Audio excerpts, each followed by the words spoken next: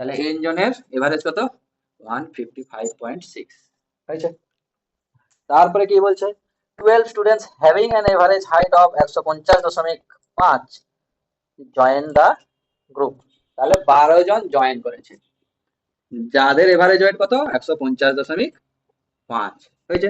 আর কি আছে 7 having an average height of এত লিভ, 7 জন বেরিয়ে গেছে যাদের এভারেজ হাইট হচ্ছে 159 সেমি। এটা দেওয়া আছে, দিয়ে বলেছে কি এভারেজ হাইট কত সেমি ডিক্রিজ হয়েছে 33 mm 34 mm, এভারেজ 34 mm। এগুলো আছে কি সেমিতে, খেয়াল রাখবে সেমি আর এমএম সেম করে দিবেন, অ্যান্সার গুলো আসবে। ঠিক আছে, সেমি আছে আর এমএম আছে। ওকে, আমি প্রথমে বের করতে চাচ্ছি যে এই যে জয়েন হয়েছে আর লেফট হয়েছে, 12 জন যোগ হয়েছে 7 জন লেফট হয়েছে, এর ফলে টোটালে কি পরিবর্তন হয়েছে, টোটাল যে ছিল সামটা সেটা কি পরিবর্তন হয়েছে দেখা যাক। প্রথমের ক্ষেত্রে 155.6 দরকার ছিল, এরা এনেছে কত 150.5। কম এনেছে না বেশি এনেছে, কত কম এনেছে 5.1 করে কম এনেছে, তাই তো।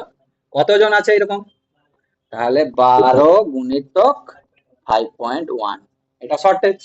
ঠিক আছে, এবারে 155.6 লাগতো, এনেছে কত 159 এনেছে, না লিয়ে পালিয়ে গেছে, বেশি লিয়ে পালিয়ে গেছে, তো লিয়ে পালিয়ে গেছে মানে হচ্ছে সেই লস হয়েছে আমার, তাই না, মানে ওর টোটালে কমে গেছে, তো তাহলে মাইনাস, এটাও মাইনাস হবে কত করে 3.4 করে, তাই তো।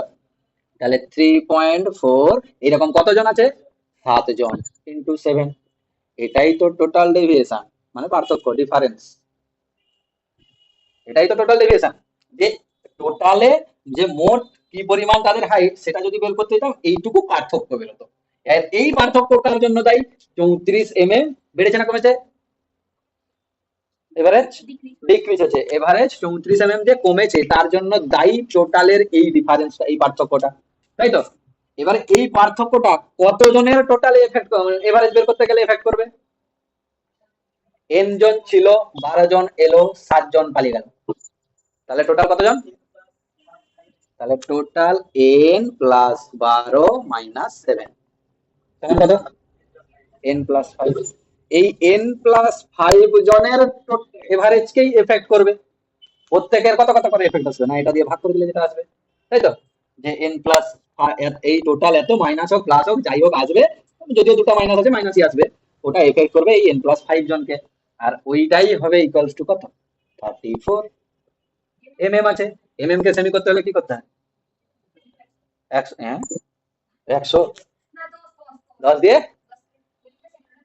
গুণ না ভাগ, mm কে সেমি করব, ভাগ করতে হয়। হ্যাঁ তো আগে সেন্টিমিটার তারপরে তো মিলিমিটার, কিন্তু ব্যাকে আসতে হবে তো, তাহলে ভাগ করতে হবে। তো এই পাশে ভাগ করতে পারি কিংবা এদিকে গুণ করে দিতে পারি, সেমিকে আমি এমএম ইয়ে করে দিলাম, এমএম করে দিলাম, ঠিক আছে।